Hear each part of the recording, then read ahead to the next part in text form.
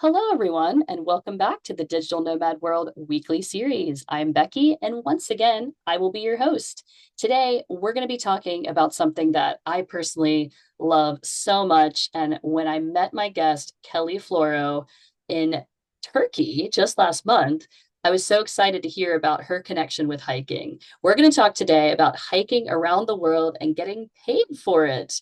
Kelly, welcome to the show. We're so happy to have you on. Thank you. Thank you. I'm super happy to be here.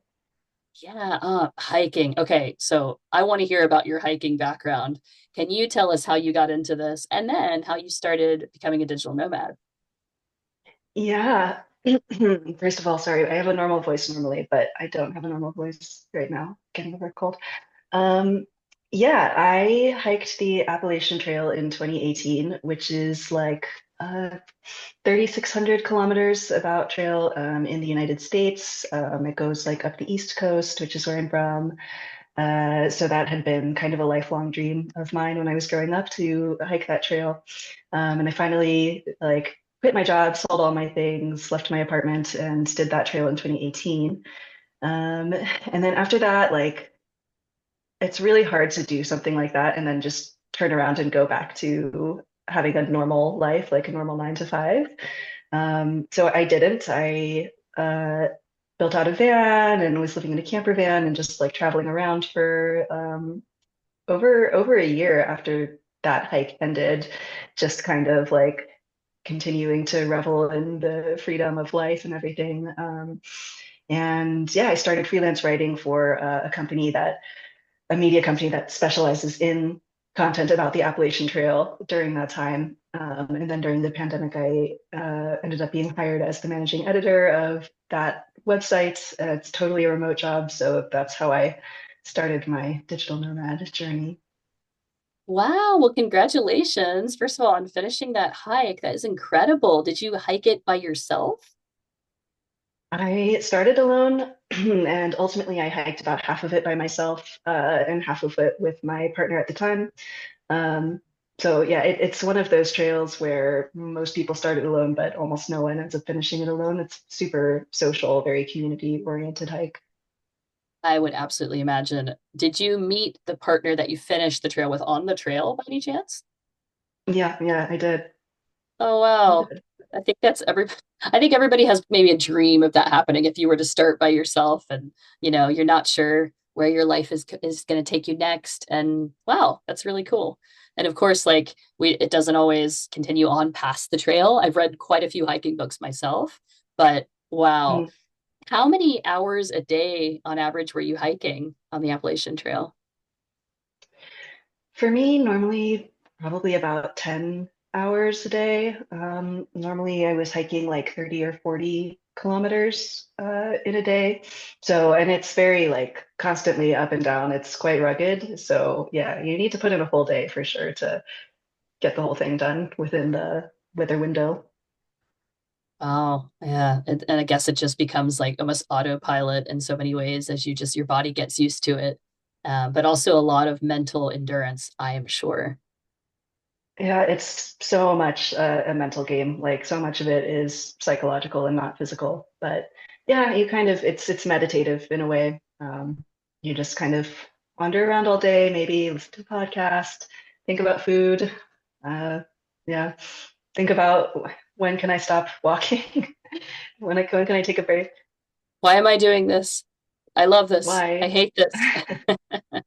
Well, Yeah. I'm curious about when you started writing for your company that you work for now. Did you approach them and let them know that you were going to be hiking this trail, or did they contact you? How did you make contact with that company, which ultimately led to this digital nomad job? I reached out to them. So I didn't start writing for them until well after I had hiked the trail. But they do like so the model is we have like we work with freelancers and we have some like feature length content that comes from our freelance writers, but we also just have a blogging platform where anyone can sign up and have a blog of their hike and just like have that platform available to them. So there are quite some people, especially on long trails in the US, that are actively blogging their hikes. And in that case, they would reach out to us. But in my case, after I finished hiking the trail, like I was feeling a bit nostalgic. I was missing that community. And so, just as a way for me to still feel connected to it, I started pitching this website because I had used it quite a bit myself for research before I did the hike. So, I was familiar with them. Um, yeah, and it was just the first place that I thought to pitch when I decided that I wanted to do some writing about my adventures. Okay, so at first you were thinking, I'll just offer them some articles or I can write some posts for them. And then, yeah, what does your work look like now with them? You said you're the managing editor. Like, if you don't mind telling us about how many hours a day you end up working and what kind of things you do. So curious how you Yeah, can get paid for hiking. yeah, it's really a good job. I'm super happy with it. Um, the day to day, it can vary quite a bit depending on the season. I still do quite a bit of original writing. Like I'm still like lucky enough to be able to write my own stories. But as I said, I work with a lot of freelancers as well. So um, I would say like these days it's about half half me writing my own stories versus like fielding pitches from freelancers and like working with them on the story direction and then editing their submissions and working with graphic designers and just really everything in the production process to get something from uh, a story idea to a published story on the site. Oh, wow. Are you also involved in the social media side of things? Peripherally, when I came in, I was running Facebook for the company, but not Instagram. I actually didn't even have Instagram myself until last year, so I was like really unqualified to be the media manager. But yeah, I've done it a little bit, but now we have like a very talented person who actually understands social media to run that for us. I get it. It's a whole science and it's constantly changing. So as Yeah. a writer, you're grateful that you get to focus on the writing and you don't have to wear so many hats. hmm Yeah, I mean, also as a hiker, I'm grateful to be able to unplug just a little bit more from the social media side of things. Because this is also like part of the draw of hiking is to get away from all of this and just totally disconnect. And especially with social media, that becomes more and more difficult. Absolutely. Yes, I had asked you some questions in advance about, so how do you balance doing your job with hiking? And you said, I do not mix the two. So I'm glad to hear that actually. And that brings me to some questions for you about what hikes do you recommend for digital nomads as they go around? Like we have a lot of popular nomad hotspots these days. Yeah, what are some of your favorite trails that you can recommend? If I'm recommending something for digital nomads specifically, I am inclined to recommend the Peaks of the Balkans Trail. So this is a loop. I can't even remember how long it is. I did it in like 8 days last fall, and it goes through Albania, Montenegro, Kosovo. Like there's kind of a tri-point border between the three countries, and basically the Peaks of the Balkans is a loop, and it goes like all around that border. So you touch all three countries. The mountains are incredibly beautiful. Uh, and it's hut to hut. So every night you have the option, if you want to stay indoors in accommodation. Actually, many of these huts do have Wi-Fi somehow, even though they're like in just in the middle of the mountains. I don't, maybe they have Starlink. I don't know how they're swinging this, but a lot of the huts do have Wi-Fi. So if there ever was a trail that you could like hike and work at the same time, it would be this one because especially if you just like break it up into a bunch of days, so you're only like hiking half a day and not a full day, you still have some energy when you get to the hut. Theoretically, you could work. And if you do it as a guided hike, like you can pay someone to bring your stuff to the hut for you, so you don't have to carry like your laptop through the mountains all day. And I actually did meet a couple people who were doing this. They'd be like typing away on their laptop every night at the hut, which for me, that sounds horrible. Like I really don't like to mix the two things, but if you're into that, then Peaks of the Balkans would be something to consider. But This, don't plan to work like a lot, just a little bit because it's like Wi-Fi, but it's not amazing, you know. yeah, like you may not be able to upload large documents, but it sounds amazing, this Yeah. hike, like to go through, you said three different countries. Do you know, or off the top of your head, do you know like the average altitude? Because when you said the peaks, I'm wondering how high these mountains are. Uh, Off the top of my head, I don't think that they were crazy high. Like, I don't even think maybe there are some points on this trail that are above 3,000 meters, but I think most of it is in the like 2,000 to 3,000 range. Yeah, and also it's called the Peaks of the Balkans, but it is a bit of a misleading name. You don't really summit any mountains. There are a few side quests that you can do that are quite fun if you want to summit things, but it's very optional. So it's mostly like I'm imagining there's some great food on that trail, and also, like you said, the Yeah. huts really help. It makes it much more, I don't know, enjoyable for some people if they're not wanting to put up a tent, for example. Yeah, I mean, I love sleeping in a tent generally, but on this trail, it's much more the culture of this trail to stay in the huts. And yes, the food is incredible. Like it's very just like hearty homemade mountain food for every meal. And yeah, I mean, and it's affordable. It's not that expensive to stay in the huts, and you can get full board, so you really don't have to think about anything. Just show up at the trailhead with a day pack, and everything will be taken care of. So. So, did you Yeah. do a guided hike or did you do it yourself? I did it myself. I did stay in the huts every night because I've never had this experience before. Normally, huts are quite expensive, and I prefer to camp. But on this one, I decided to give it a try. So yeah, I used a guide service just to help me book all of the accommodation, so that it wouldn't be such a logistical nightmare, especially like contacting people who have limited cell service, limited Wi-Fi, and there's a language barrier and all these things. So I used a guide service to book all of my accommodation, but I didn't go with a guide or anything. I just did a solo tour. Sounds incredible. Thank you for that recommendation. Do you have another trail you would suggest? And it doesn't just have to be for nomads thinking about working, but anything that you loved. Yeah, so the like number one most favorite trail that I've ever done was the Pyrenees High Route.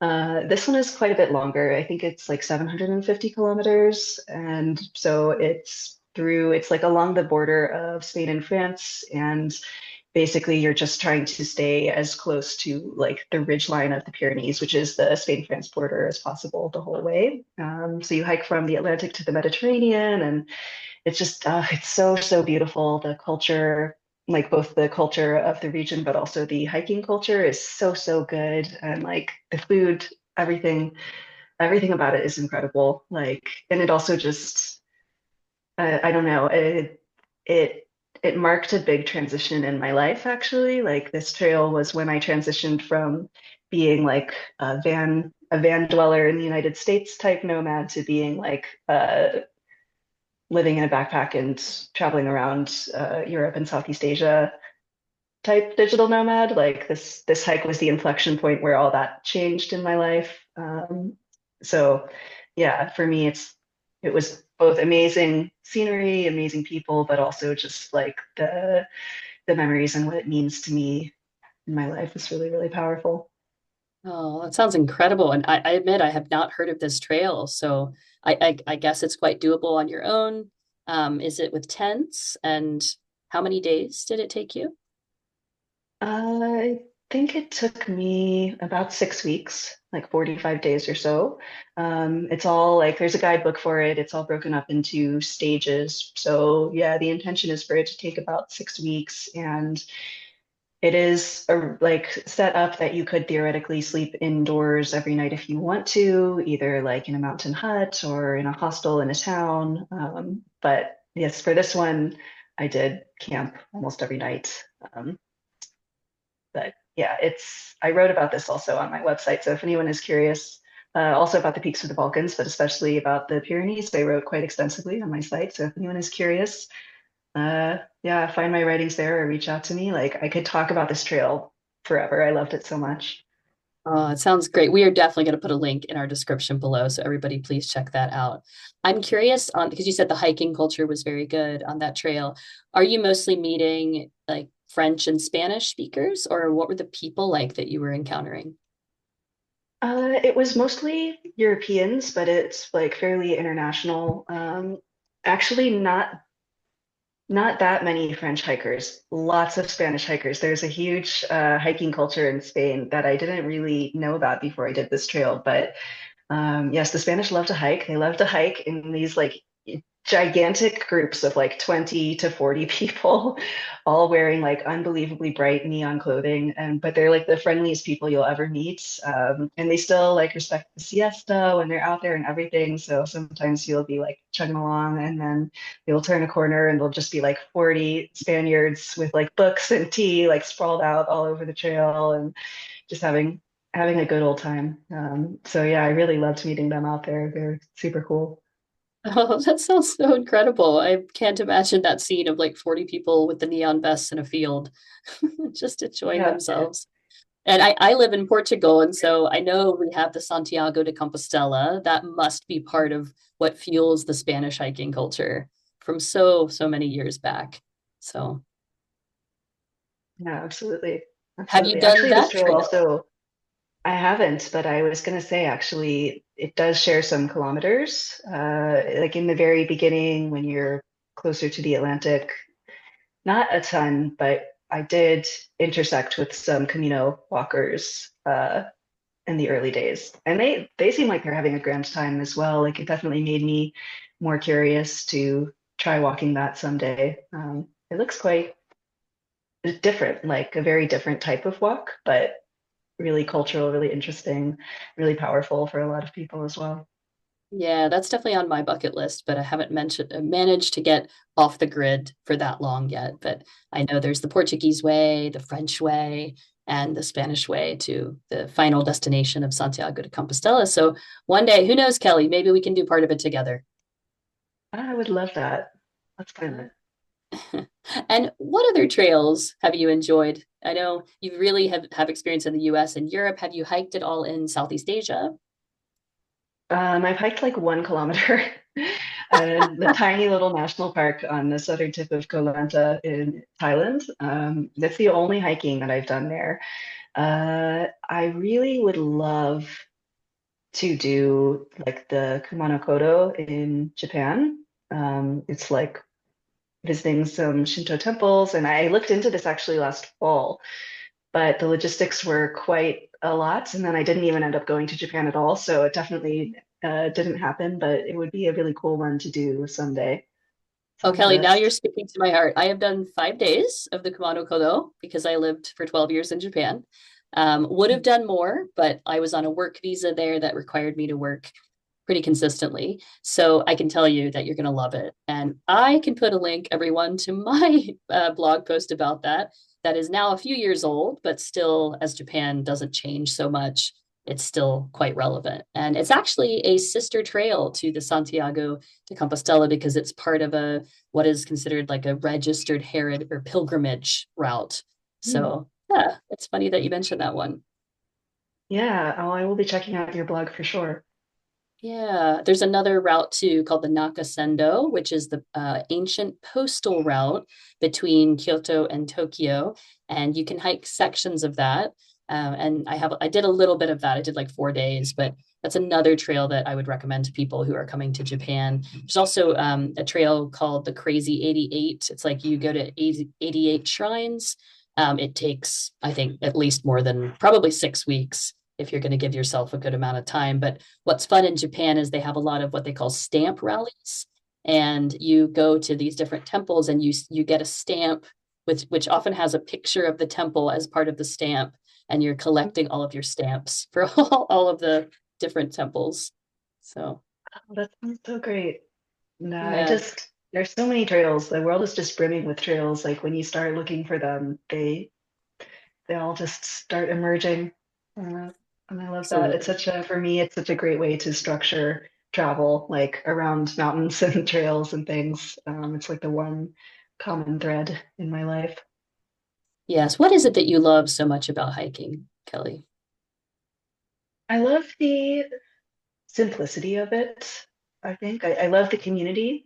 Probably the community is the biggest thing, but I love the simplicity of every day when you're on the trail, you wake up and you know, like basically exactly what you have to do. And it's the same thing that you did yesterday and the day before that. But I mean, all you have to do is walk and find water and find food and find a place to sleep that night. But everything is very, very simple.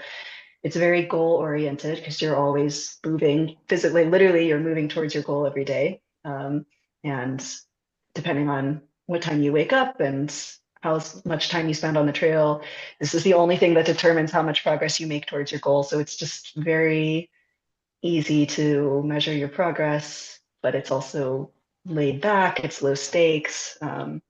It's not that stressful most of the time. So yeah, it's just such a simple existence. And coming from a world that's so fast paced and so interconnected and everything is chaos all the time, it's really nice to have that break sometimes. Yeah, I think there's a sense of achievement every day as well. So even if you are coming from like that city life where you're working and working, there's still some of that feeling to be found. But going into nature, as you know, we Mhm. forget it so quickly when we're in these big cities where they demand that we work, you know. But nature is right there. And I think there's more and more work nationally for different countries to connect their trails and promote these places and preserve the paths. So hopefully there's Mhm. going to be even more available. And even like you said with the Peak of the Balkans and the Pyrenees, like countries that are connecting to each other that you can keep going through, and have border crossings that are pretty easy. Did you cross? I mean, I imagine you crossed the border in the with the Peak of the Balkans, and I know there you would have Mhm. to go through a border crossing. What was that like?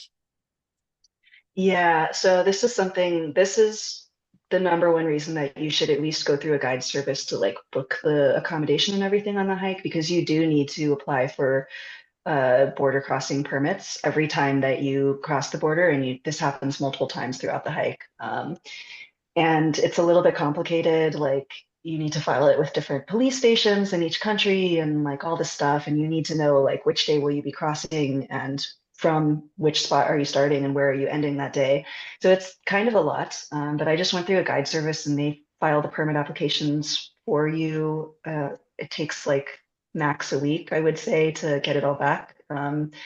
So it takes a process that would otherwise be, I think, extremely complicated and makes it very easy to just get a local guide service to help you with it. But yes, you definitely do need permits there, like particularly like Kosovo and Montenegro, like the border is a little bit, it's they do check. They will like, especially if they see that you have a backpack and it looks like maybe you've been wandering around in the mountains, then they will ask you if you have crossed the border and if you have a permit for it. So definitely get one. Okay, yeah, that's a really good point. So if you're thinking about, going to a place where each country is individual and they have their own rules, it's a great idea to get a guide service. Mhm. Yeah. Uh, I, Cool. I, I have you done any higher altitude hiking? Because I know this is like a different beast than the lower level places. Yeah, more in North America, but yeah, I hiked the Colorado Trail, which goes through the Rocky Mountains. And that one for sure, you're above 3,000 meters for basically the entire hike. It's like 750 kilometers, and yeah, you're constantly above 3,000. There's lots of side quests where you can go above 4,000 meters on that trail. Um, so yeah, that is a trail where like you actually do need to think about acclimating to the elevation, and it's okay because you'd spend like over a month on the trail, so you just kind of acclimate as you go. But yeah, it is different, and you have to think about thunderstorms and exposure and hail, and yeah, things get weird when you get higher up in elevation for sure.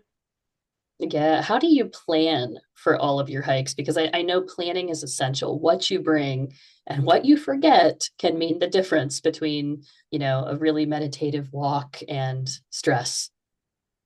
Yeah, yeah. I mean, even after all these years of hiking, I have learned that my first hike of the season, I will forget something, and it will be something like incredibly inconvenient and stupid, like a water filter or a stove or yeah, I don't know, shoes. These things happen. So I've just learned like if I'm planning a bigger hike, then I need to make sure to do a smaller hike before just to get all these silly little mistakes out of my system and remember the things that I need to bring with me on the actual effort. Yeah, I forget things a lot. But planning in general, like I just have a master checklist now of everything that I need to pack. And because I have done a decent number of hikes, it gets easier and easier every time I go for one to just figure out what do I need? Is there anything particular for this trail? In general, like mountains are mountains everywhere you go. So the packing list and the logistics don't vary too much no matter where you are. Just kind of something I like about it. Like even if I'm in a country where I don't understand anything, I basically understand how to hike, which is comforting. Yeah, I found like hiking around the world that there are certain brands and products where I know where to get them, but I don't know where to get them in certain countries. Like, for example, if I went to Kosovo, I've never been there, but I wouldn't know where to get certain specialty hiking items. So, do you usually like order some things to the US and then you go and pick them up, or do you mail things to friends and pick them up in different parts of the world? Yeah, I do go back to the United States like relatively frequently, so normally I can just pick things up there. Part of my job, I'm also doing a lot of product testing, so I kind of like need to go and pick stuff up every now and then just to test it on different hikes.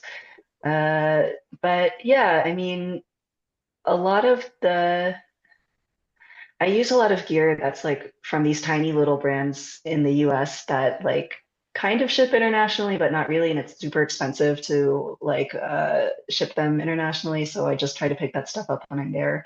For like shoes and apparel and basic things, I can usually find what I need abroad. Like I already hike in Hoka trail runners normally, and those are like popular around the world. So I've never had an issue finding those if I need them. Um, and that, yeah, I mean, sometimes you just make do with something that's not the perfect brand that you really wanted, but like you can find a lot of stuff at Decathlon that's decent quality and not that much money. And there's a lot of Decathlons in a lot of countries. So yeah, Shout out to Decathlon. you just make do. Hey. It's a very, very nice. If you've never been there, that's essential for hiking. If it's convenient to where you are and it's well priced. It is. It's super, yeah. It's weirdly fun to shop there. Yes, indeed. Okay, now I think I know what you're going to say here, but I'm curious. Hiking poles or no hiking poles, Kelly? Because some people think they don't need them, but do you think we should bring them? You 100% need them. This is something I no longer travel with because it's extremely inconvenient to fly with trekking poles. Like they just take up so much space and they're like kind of stabby. So I'm not really sure if I can take them in the cabin or if they need to be checked. And yeah, so I just like keep some in storage and I pick them up before I need to go on a big hike. But yeah, I mean my tent needs them. Like I don't my tent doesn't have tent poles. We just like set it up with the trekking poles like as the tent poles. And this makes the tent like way lighter and it takes up way less space, but you have to have trekking poles. And they save your knees and they'll save you from face planting on slippery trails. Yeah, they're essential. Absolutely. And bring two if you can, because I've forgotten them before and somebody gave me one and it was essential, but it's not the same as having two. And I think some people think, oh, I'm strong enough. I don't need these poles. But for very long hikes, you absolutely, like you said, you need them. So find a way to make sure you're going to get them. Yeah, they're a little nerdy looking, I guess, but because when I started, I was like, oh, I'm too cool for this, but no, I'm not. I'm not too Yes. cool for trekking But poles. like you said, I've had them confiscated before because I brought them into a cabin bag. And I think the airlines are a little bit different with this, or, some Mhm. of them are going to flag them. But yeah, probably these days, be on the safe side and check them in your luggage, or like you said, find a way to get them once you get there. Mhm. Absolutely.